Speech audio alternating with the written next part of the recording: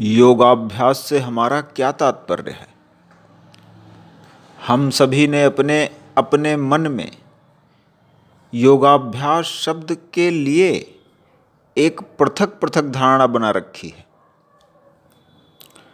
हिंदी का शब्द योग, जिसका सामान्य अर्थ होता है जोड़, अर्थात किन्हीं दो इकाइयों का आपस में जोड़ करना, यह सामान्य अर्थ हुआ। आजकल की भाषा व समझने के अर्थ में अनेक प्रकार से शरीर को आड़ा तिरछा करके व्यायाम करने को भी लोग योगाभ्यास या आजकल की भाषा में योगा करना कहते हैं। शरीर को विभिन्न प्रकार की मुद्राओं में घुमाना एवं शरीर के द्वारा विभिन्न प्रकार के आसन व व्यायाम करना, ये एक प्रकार का व्यायाम है, कसरत है, जो शरीर के स्वास्थ्य के लिए लाभप्रद है। किंतु हमें अपने मन से यह भ्रम दूर कर देना चाहिए। इसका योगाभ्यास से कोई लेना देना नहीं है। योगाभ्यास से हमारा क्या तात्पर्य है, इसे एक दृष्टांत द्वारा समझ लेना उचित होगा।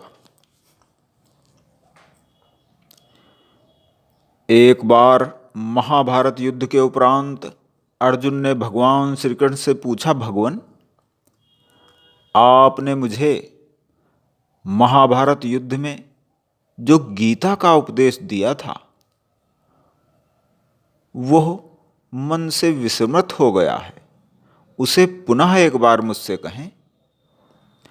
उस समय युद्ध के वातावरण में मैं उस ज्ञान को पूर्ण रूप से हृदयंगम नहीं कर सका था। कृपा करके उसे पुनः दोहराने का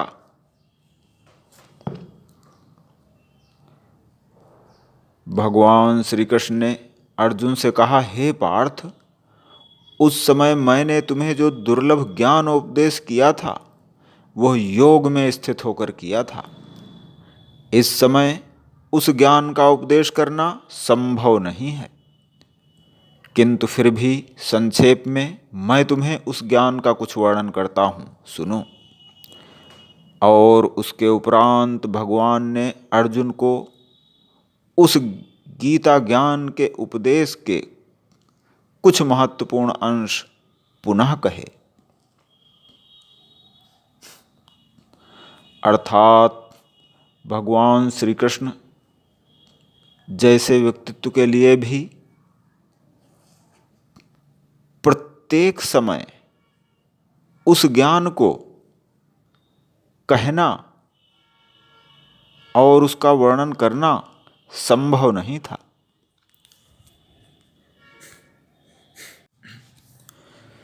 योगाभ्यास इस संपूर्ण ब्रह्मांड के साथ एक हो जाने की अनुभूति को प्राप्त करने का प्रयास है।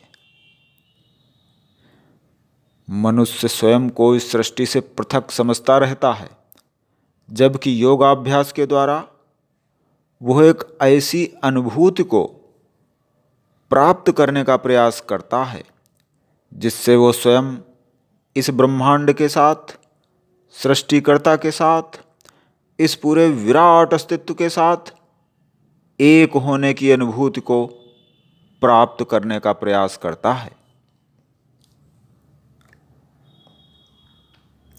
जिस प्रकार इस सृष्टि में जहाँ कहीं भी जल है वह सभी एक ही तत्व है और उसे आपस में मिला देने से उनमें एकत्व की स्थापना होती है। जिस प्रकार वायु भी एकत्व में विलीन होकर एक हो जाती है, जिस प्रकार प्रकाश पृथक पृथक स्रोत से उत्पन्न होकर भी आपस में विलीन होकर एकत्व प्राप्त करता है, उसी प्रकार एक मनुष्य की चेतना योगाभ्यास के द्वारा अपने को विराट चेतना से एक करने का प्रयास है। जब हम अपनी चेतना को पूर्णतया उस विराट चेतना में विलीन कर देते हैं, तभी हम योगाभ्यास का वास्तविक अर्थ जान सकते हैं।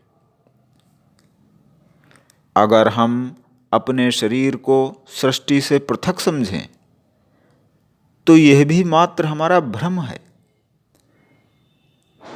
हमें निरंतर अपने शरीर को जीवित रखने के लिए भोजन, पानी शरीर में लेना व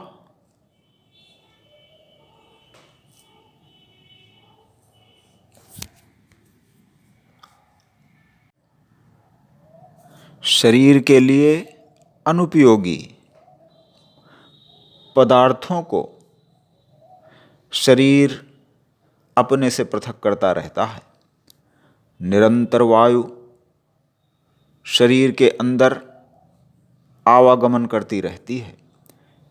इसी प्रकार एक चेतना शक्ति निरंतर हमारे अंदर आती व जाती रहती है, जो अदृश्य रूप से हमारे शरीर के सभी कार्यकलापों को संचालित रखती है। किंतु हम सांसारिक क्रियाकलापों में इतना अधिक व्यस्त रहते हैं कि हमारा ध्यान इन सूक्ष्म तत्वों और उनके कार्यकलापों की ओर कभी नहीं जाता। योग साधना में सफलता प्राप्त करने के लिए हमारा ध्यानपूर्वक निरंतर प्रयत्नशील होना आवश्यक है। या तो हम निरंतर प्रयासरत हों या किसी ऐसे व्यक्तित्व के निरंतर संपर्क में हों जो योग साधना की ऊंचाइयों को प्राप्त कर चुका है और योग साधना में सिद्ध हो चुका है।